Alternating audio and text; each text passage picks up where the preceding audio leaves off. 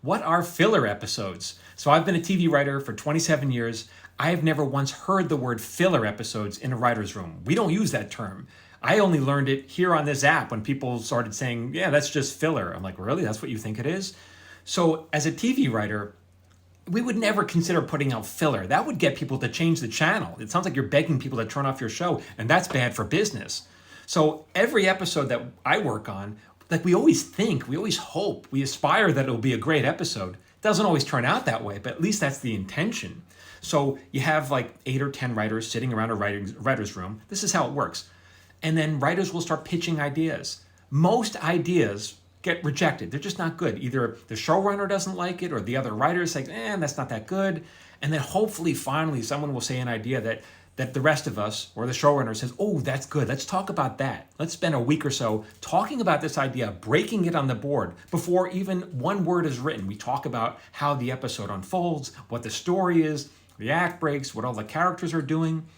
And then after that's all done, then a writer will start writing it. And then often, there are reasons why shows don't come together. Maybe the writing didn't work out as well as we hoped. It just didn't materialize. Maybe the acting wasn't perfect. Maybe the direction wasn't. Maybe the editing wasn't. Maybe we got notes from the network. There's a million reasons why a story can go off the rails. But it's never our intention to put out crap or filler. Sometimes it just happens that way. This is hard.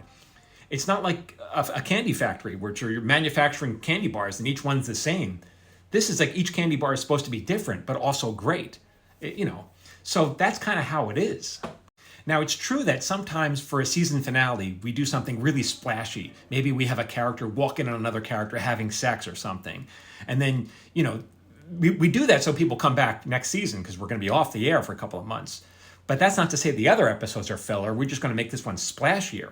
And in order to make it really splashy, we might spend some time before that building up some anticipation.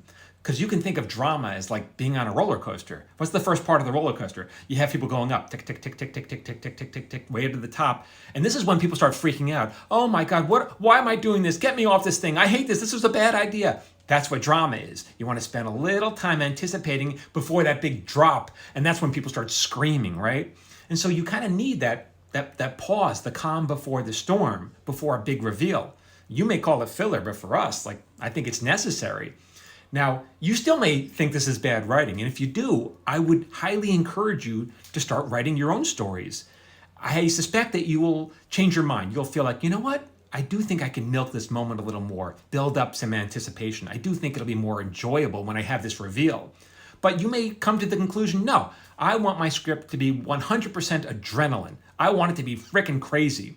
I also think you will find that to be hard to sustain. I also think you'll realize that the audiences appreciate a breather before the next drop on a roller coaster. But again, if you can figure out how to do it and get that show on the air, then hire me and teach me how to do it. Okay, for more what it's like to be a TV writer, keep following me at Michael Jamin Writer.